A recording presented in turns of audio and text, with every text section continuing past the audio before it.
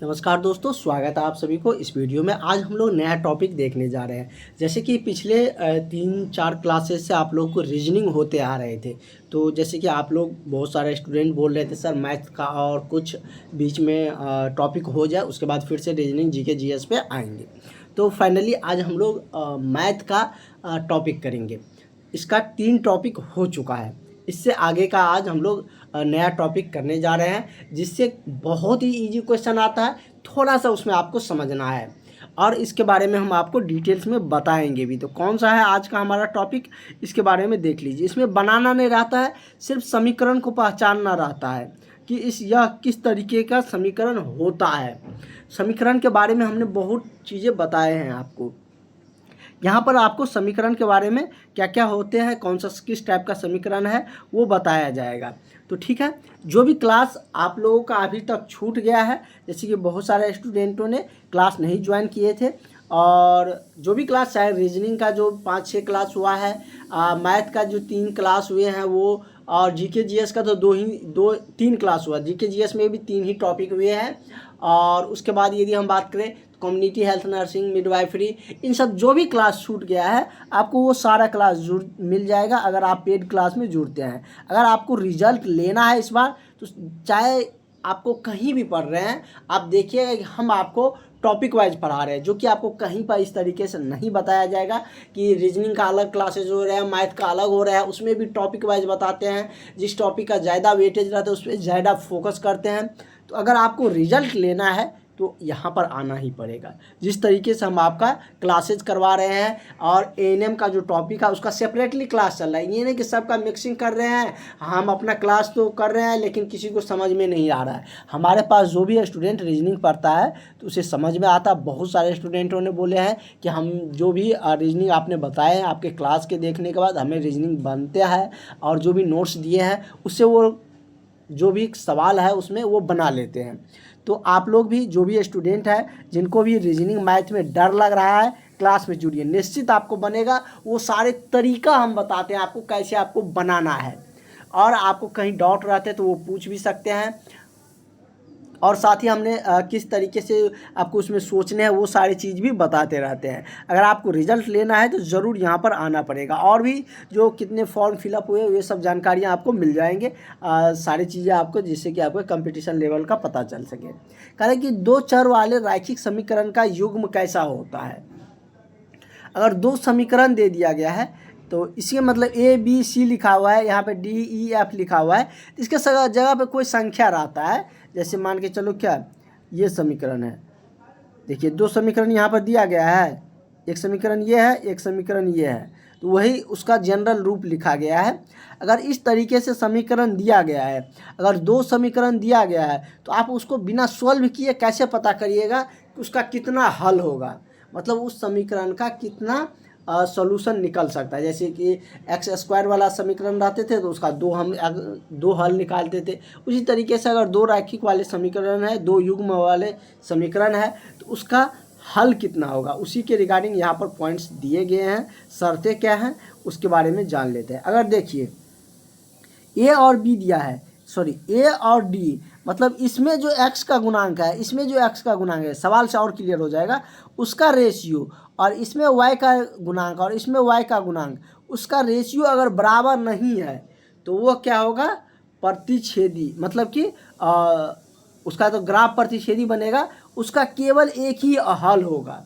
कितना हल होगा, केवल एक हल निकलेगा, और वो अविरोधी होगा। तो कैसे होता है, सवाल से करते हैं।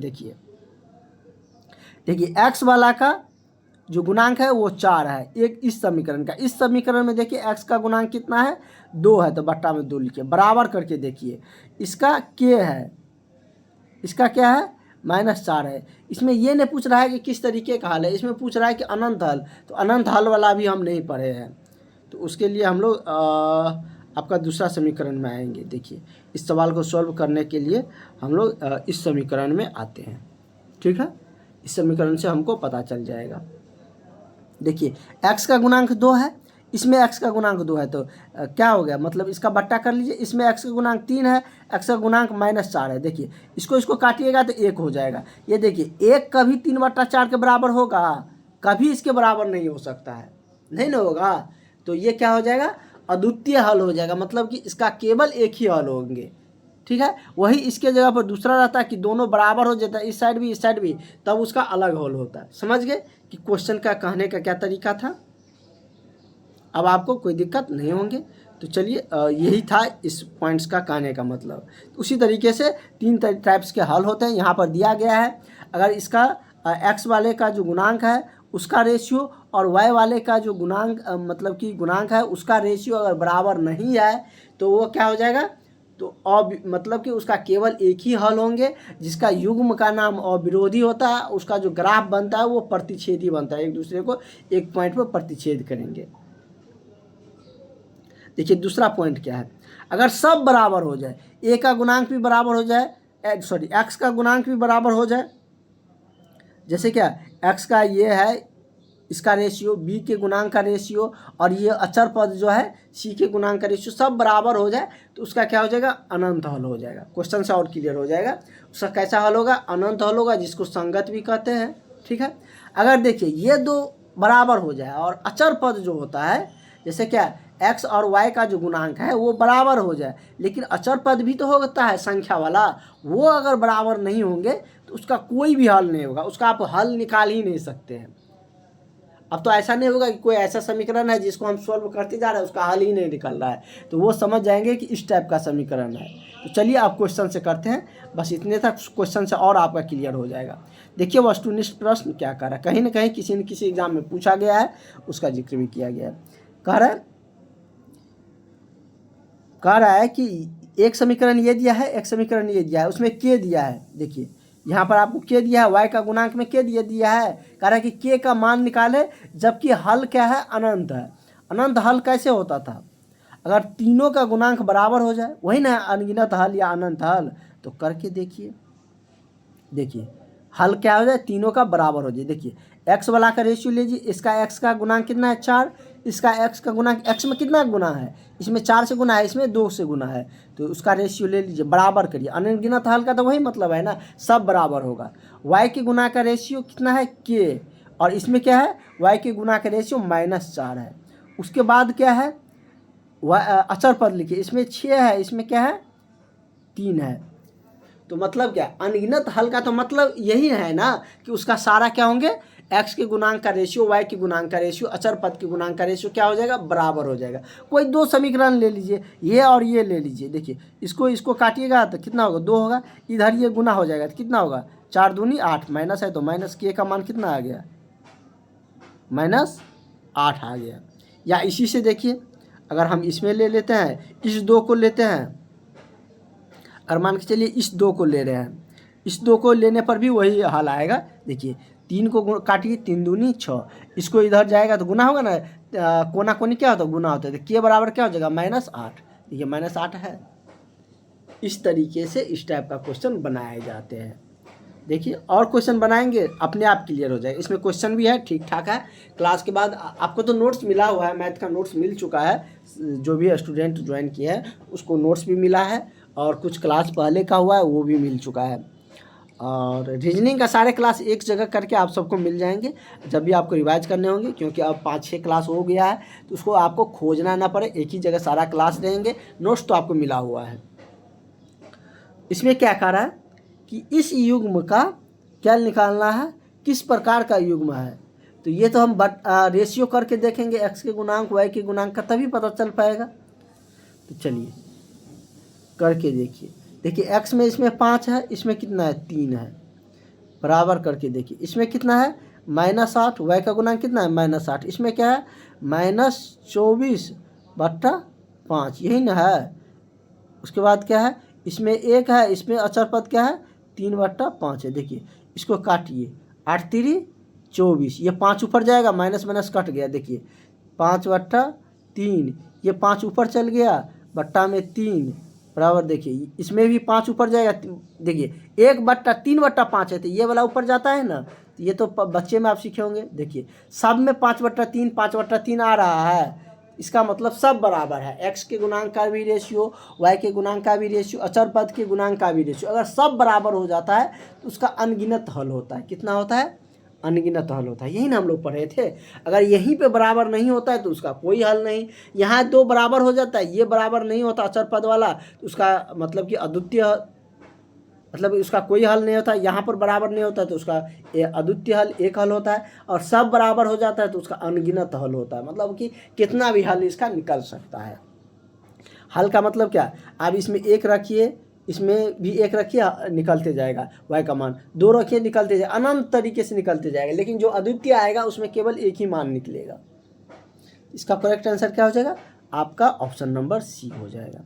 क्या ज़्यादा फास्टली हो रहा है क्या, और स्लो बताते हैं। देखिए, अगर नहीं समझ में आया है अभी तक भी कुछ स्टूडेंटों को, तो घबराइए नहीं, लास्ट सवाल तक आपको समझ में आ जाएगा, और खुद से जब बनाइएगा तो अपने आप आ जाएगा। देखिए, उसी पे सब क्वेश्चन है तो समझ में आना ही है। एक समीकरण ये है, एक समीकरण ये है, इसका हल निकालना है। ये नहीं कह रहा है कि किस तरीका का हल होगा, एक हल होगा, दो अद्वितीय हल होगा या अनंत हल होंगे, इसका हल ही निकालना है। देखिए, इसका हल निकालने का क्या तरीका है कि मतलब कि गुणांक को बराबर कर दो, वही ना।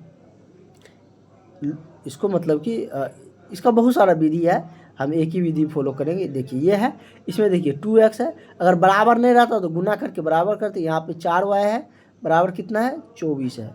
देखिए, अब इसको अगर नीचे में जो समीकरण के लिखे, अगर यहाँ पर क्या है, नहीं कुछ है तो प्लस का साइन है ना, यहाँ पर माइनस लिखिए। यहाँ पर साइन है वहाँ उसको बदल दीजिए, यहाँ पर माइनस साइन है तो इसको प्लस लिखिए, यहाँ पर कोई साइन नहीं है मतलब प्लस है तो यहाँ पर माइनस लिखिए। देखिए, 2x प्लस में ये माइनस हो गया तो ये कट गया। ये देखिए, यहाँ पे माइनस था लेकिन ये प्लस में बदल गया तो क्या हो गया, 4 3 7 गो y हो गया। इधर देखिए, 11 में से मतलब 24 में से 11 को घटाइएगा तो 3 और कितना आएगा, 3 और 1 13 आएगा, वही ना। 1 मिनट रुकिए,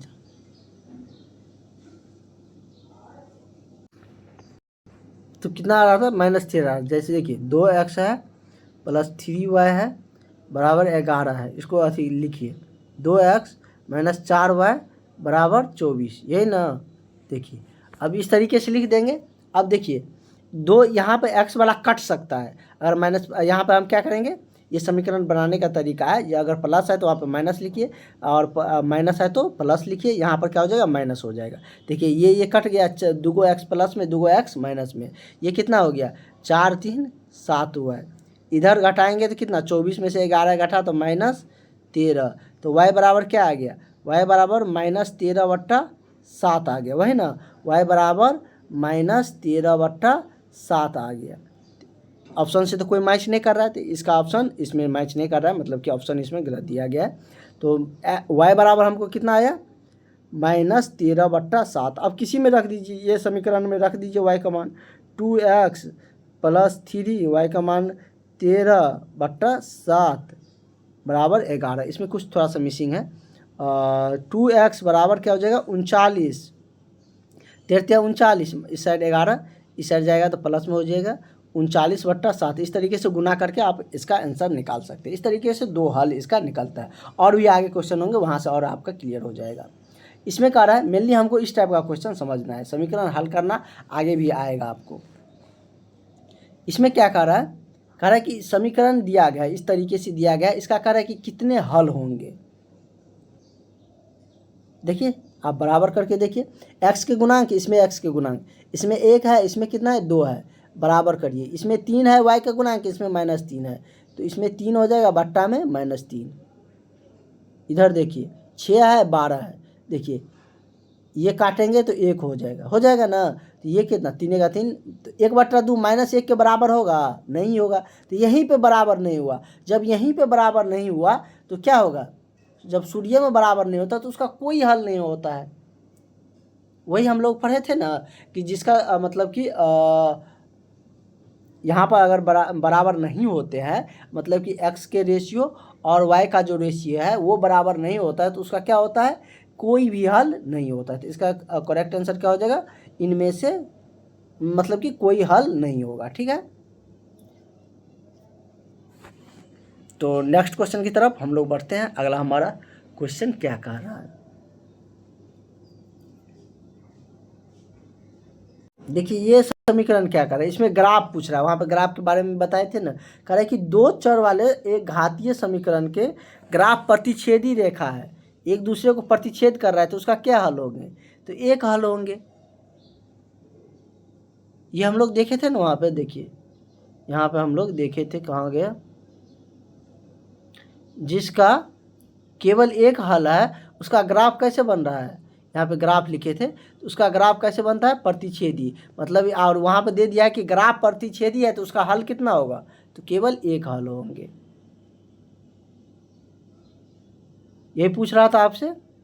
और दो चर वाले जो एक घातीय समीकरण है उसका ग्राफ प्रतिच्छेदी है तो उसका हल कैसे होगा, तो सिर्फ एक हल होगा।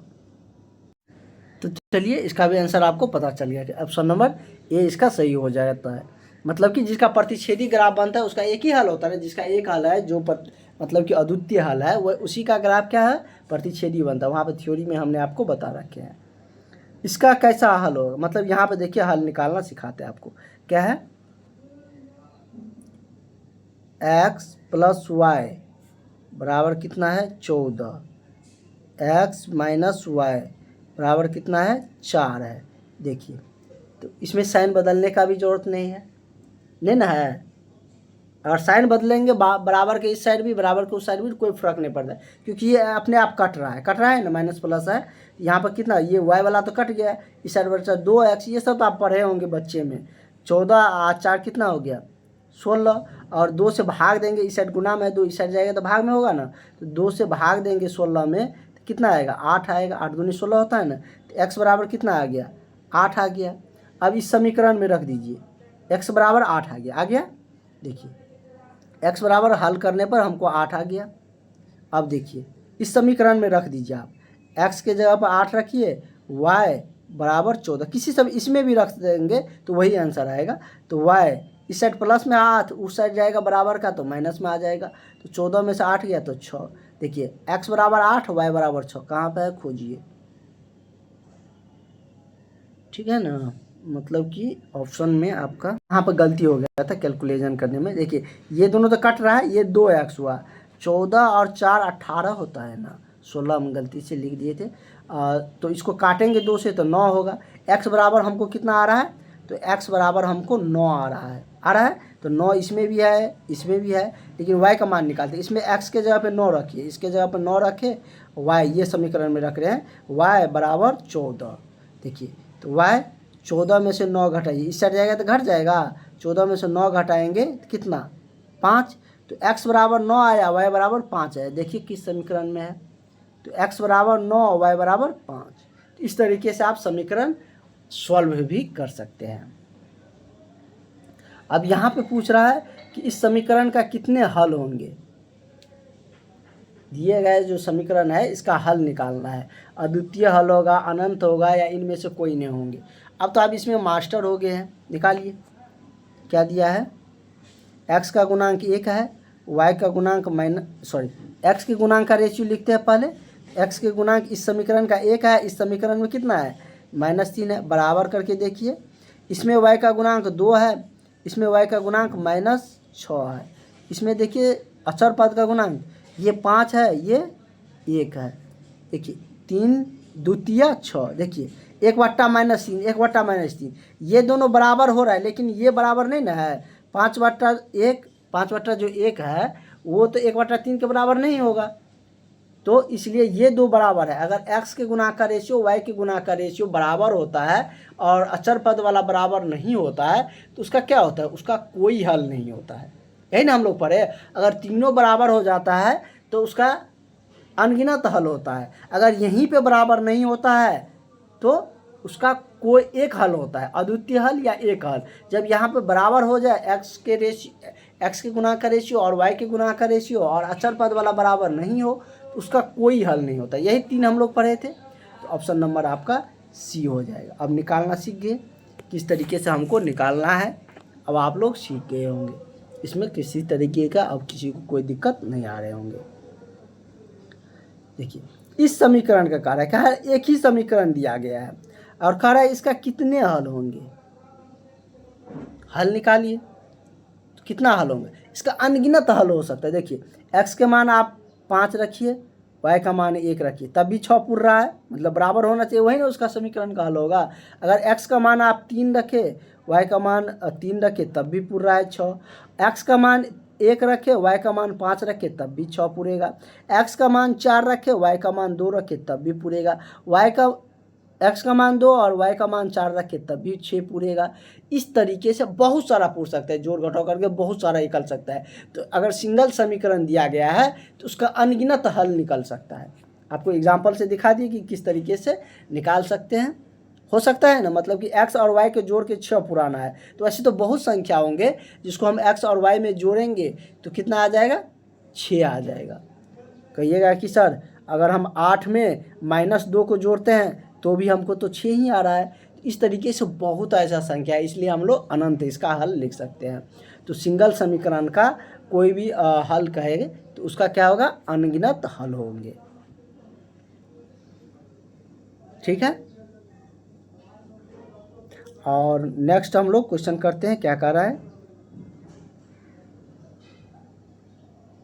देखिए हमारा अगला क्वेश्चन क्या कह रहे हैं, कह रहा है कि समीकरण दिया गया है, उसमें कह रहा है कि y का मान निकालिए, x बराबर 1 दिया है, तो x का मान रख दीजिए। इस समीकरण में x का मान रख देंगे, x के जगह पर 1 रख देंगे तो y का मान नहीं निकल जाएगा। देखिए रख के देखिए कितना है, समीकरण 2x दिया है, 3y दिया है, बराबर 5 दिया है, x बराबर 1 रखिए, x यहाँ पर है तो 2 गुना में है ना, तो 2 गुना 1 प्लस 3y बराबर 5, तो 2 को 1 से गुना करेंगे तो 2 ही होंगे, तो 2 प्लस 3y बराबर 5। इस साइड 2 प्लस में है, उस साइड जाएगा तो माइनस में हो जाएगा, 5 में से 2 गया तो 3, तो 3y बराबर कितना आ गया, 3y बराबर 3 आ गया। देखिए 3 से 3 कट जाएगा तो y बराबर कितना आ गया, y बराबर भी 1 आ गया। देखिए y बराबर भी 1 आ गया, तो करेक्ट आंसर क्या हो गया, ऑप्शन नंबर आपका बी हो गया। किस तरीके से है, आप x के जगह पर 1 रखिए, इसमें गुना करिए तो कितना हो जाएगा, 2 हो जाएगा, प्लस 3y बराबर 5। अब 3y इधर रहने दीजिए, 5 को 2 को उस साइड ले जाएंगे तो घट जाएगा, 3 हो गया, और y इस साइड 3 गुना में है तो इस साइड भाग में चल जाएगा, 3 से 3 को काटेंगे तो 1 आ गया, तो y बराबर 1 आ गया। इस तरीके से आप समीकरण का मान निकालना सीख सकते हैं या निकाल सकते हैं। तो बहुत बेसिक है, समीकरण का मान निकालना सारे जो भी टॉपिक है सब में लगभग आ जाते हैं, समीकरण का मान निकालना। तो चलिए अगला क्वेश्चन देखते हैं। कह रहा है कि k का मान निकालिए जिसमें कि समीकरण का कोई हल नहीं है। कोई हल नहीं है उसका मतलब क्या है कि x का जो गुणांक है, x का गुणांक इसमें k है, इसमें कितना है 6 है, ये बराबर होगा y की गुणांक है, y का गुणांक इसमें कितना है -5, इसमें कितना है 2 है, ये दोनों बराबर होता है। जिसका कोई नहीं हल होता है, जिसका कोई नहीं हल है वो उसमें ये दोनों बराबर होता है, अगला नहीं बराबर होता है, ये अचर पद वाला बराबर नहीं होता है।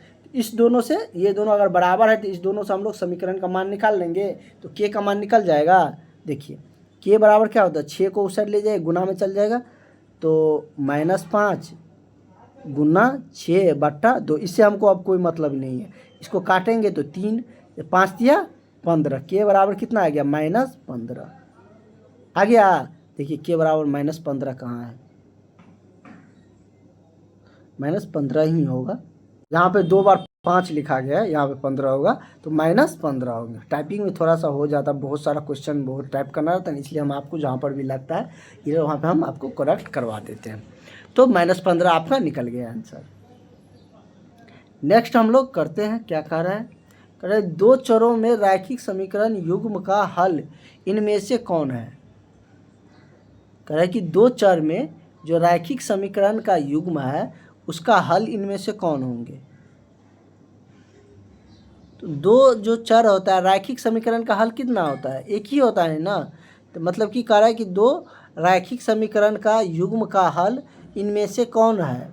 तो एक बिंदु पर होगा, 2 रैखिक समीकरण है तो वो एक ही बिंदु पर एक ही हल निकालेगा ना, यहाँ पे मतलब कि 2 रैखिक समीकरण है तो उसका हल एक बिंदु पर निकलेगा। तो करेक्ट आंसर आपका क्या हो जाएगा, ऑप्शन नंबर ए हो जाएगा। इस समीकरण का किस तरीके का हल होगा निकाल सकते हैं आप लोग, इसमें तो मास्टर हो गए हैं। ज़्यादातर क्वेश्चन इसी टाइप का रहेगा, इस टाइप से नहीं पूछा जाएगा कि इसका मान निकाले। और पूछा भी जाएगा तो 2 क्वेश्चन उस पर भी हम आपको करवा दिए, क्योंकि आपके एग्जाम में इजी ही क्वेश्चन पूछेगा। चलिए बराबर करके देखिए क्या क्या है, तो उससे हमको हल निकल जाए। एक्स के गुणांक इसमें 1 है, इसमें -3 है। समझ रहे हैं ना क्या लिख रहे हैं? इसमें देखिए y का गुणांक इसमें 2 है ना 2, इसमें y का गुणांक -6 है। इसमें देखिए अचर पद 5 है, इसमें 1 है। देखिए ये कटेगा, इसको काटिए, द्वितीय 6। देखिए 1/-3, 1/-3, ये 2 बराबर हो रहा है, ये बराबर नहीं है, अचर पद वाला बराबर नहीं है, और ये 2 क्या है, बराबर है। तो अगर पहला 2 बराबर हो जाता है, अगला तीसरा वाला बराबर नहीं रहता है, तो उसका क्या होता है, कोई हल नहीं होता है।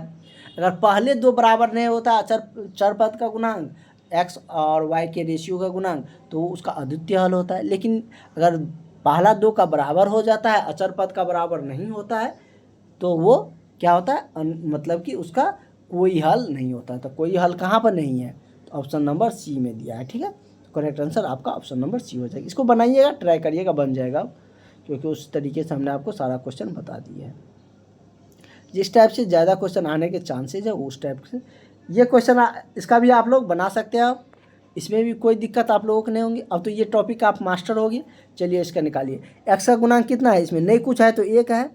इसमें देखिए, इसमें एक्स के गुणांक में कितना है, 2 है, बराबर करिए। वाई के गुणांक देखिए, इसमें वाई के गुणांक 3 है, इसमें वाई का गुणांक -5 है।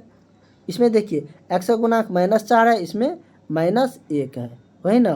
देखिए हमारा तो यहीं पे बराबर नहीं हो रहा है। 1/2 कभी 3/-5 के बराबर होगा, कभी बराबर नहीं होगा। तो पहले 2 बराबर नहीं हुआ तो क्या होता है, उसका कोई मतलब कि उसका सिंगल हल होता है। क्या होता है, एक हल होता है, अद्वितीय हल होता है, जिसको हम लोग क्या कहते हैं, विरोधी के नाम से भी अविरोधी भी कहते हैं। यहाँ पे देखिए, जिसका सिंगल हल होता है उसको क्या कहा जाता है, देखिए जिसका एक हल होता है उसको अविरोधी भी कहते हैं, उसका युग्म का। तो वही, और जिसका अनंत हल होता है, मतलब कि जिसका कोई हल नहीं है, उसका विरोधी कहते हैं। मतलब कोई हल ही नहीं है, मतलब विरोध कर रहा है। जिसका एक हल है तो वो अविरोधी के नाम से भी जाना जाता है। तो इसमें आप कंफ्यूज नहीं करिएगा। तो ऑप्शन नंबर आपका क्या हो जाएगा, ये इसका सही आंसर हो जाएगा। अब इस टॉपिक का सारा क्वेश्चन आप बना सकते हैं, बहुत ज़्यादा क्वेश्चन करवाने की ज़रूरत नहीं है, क्योंकि हम जब थ्योरी बताते हैं ना, तो उस टाइप का थ्योरी बताते हैं कि आपका सारा क्वेश्चन उससे बन जाए। ठीक है, तो इससे आपका अब सारा क्वेश्चन बन जाएगा। देखिए क्या कह रहा है, 15 नंबर कह रहा है कि रैखिक समीकरण के हल करने में कौन सी विधि उपयुक्त है। देखिए ये तीनों विधि है रैखिक समीकरण को हल करने का विधि, आप क्लास 8 में पढ़े होंगे। लुप्तीकरण विधि, प्रतिस्थापन विधि, और क्या था, तुलनात्मक विधि। पहला तुलनात्मक, लुप्तीकरण, ये प्रतिस्थापन। तो कोई एक विधि पकड़ लीजिए, उससे निकालते जाइए। तो तीनों इसका विधि है, तो इसलिए करेक्ट आंसर आपका ऑप्शन नंबर डी हो जाएगा। अब हम सबका एक एक करके बताते जाएंगे, तो ऐसा तो है नहीं कि हम इसी टॉपिक में बहुत ज़्यादा समय देंगे। किसी एक से आप समीकरण का हल निकालना सीख गए, बस काफ़ी है। उसमें आपको विधि नहीं पूछेगा कि इस विधि से निकालिए, आपको सिर्फ रहेगा कि आप इसका हल निकालिए। तो जो आपको आता है हल निकालने समीकरण का, उससे निकालिए। अगर दिक्कतें होंगे तो एक क्लास में हम लोग पूरा हल ही निकालना समझेंगे। कह रहा है इसका अनंत हल है, तो उसमें k का मान निकालिए। देखिए यहाँ पर कोई ये y के गुणांक का संख्या k दे दिया है, कह रहा है अनंत हल है। अनंत हल के लिए क्या होता है, सबका रेशियो बराबर होता है। x के गुणांक का रेशियो 1 है, इसमें x का 5 है, बराबर होगा। इसमें y का गुणांक का रेशियो 2 है, इसमें k है। अचर पद का देखिए, ये 3 है, ये 5 है, ये तो बराबर हो रहा है। 1/5 हो रहा है, काटेंगे तो 3 पंचे 15, 1/5 1/5 है। यहाँ पर कितना हो चाहिए, यहाँ पर अगर 10 रहेगा तो हो जाएगा, 2 से काटेंगे तो 2 पंचे 10, यहीं से सोच लिए। अगर निकालना है समीकरण तो ऐसे निकाल लो। देखो तीरा को निगुना करो, के इधर चल जाएगा, 5 इस 2 समीकरण को ले रहे हैं, तो के इधर चल गया, गुना कर दिए, इस दोनों को गुना करो, तीरा को निगुना होता है ना, बराबर 5 दूनी 10। वैसे भी सोच सकते थे, यहाँ पर अगर 10 रहता तो 2 से भाग देते तो 1/5 आ जाता, तो सब में 1/5 आ जाता, तो हमको सब बराबर हो जाता। तो वही अनगिनत हल का नियम है। तो के का मान कितना होना चाहिए, 10 होना चाहिए। समझ रहे हैं, इस तरीके से दिया है कि संपाती 2 समीकरण को संपाती होने के लिए क्या होना चाहिए, तो 2 समीकरण को संपाती होने के लिए उसका अनेक हल होना चाहिए। कितना, तो अनेक हल होना चाहिए। यहाँ पर आप देखिए संपाति के लिए क्या था नियम, अनगिनत हल था। यहाँ पे देखिए ग्राफ अगर संपाती है उसका मतलब अनगिनत हल, प्रतिच्छेदी है तो उसका एक हल, समांतर रेखा है, समांतर ऐसी रेखा है तो उसका कोई हल निकलेगा नहीं निकलेगा, जब कट करता है तब हल निकलता है। तो इस तरीके से आप लोग इस टॉपिक का अब मास्टर हो गए। आगे का कुछ क्वेश्चन है उसको आप लोग कंप्लीट कर लीजिएगा, अगर दिक्कत होंगे तो बताएंगे हम, ठीक है। इसमें क्वेश्चन है, अच्छा खासा क्वेश्चन है, नहीं हुआ तो कल के क्लास में छूटा हुआ जो क्वेश्चन है उसको करवा देंगे, लेकिन अब आप लोग निकाल सकते हैं, ठीक है। 20 नंबर देखिए 22 नंबर क्वेश्चन भी आप बना लीजिएगा, ये भी बना लीजिएगा, 20 नंबर भी बना लीजिएगा, ये भी बना लीजिएगा, बहुत आसान है।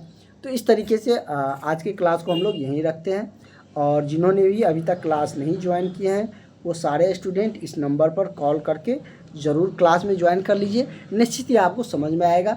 अगर आपको एक बार में समझ नहीं आता है दोबारा वीडियो देखिए, नोट्स मिला हुआ है, इस नोट्स से प्रैक्टिस करिए, निश्चित आपको आएगा। तो मिलते हैं हम लोग नेक्स्ट क्लास में, थैंक यू।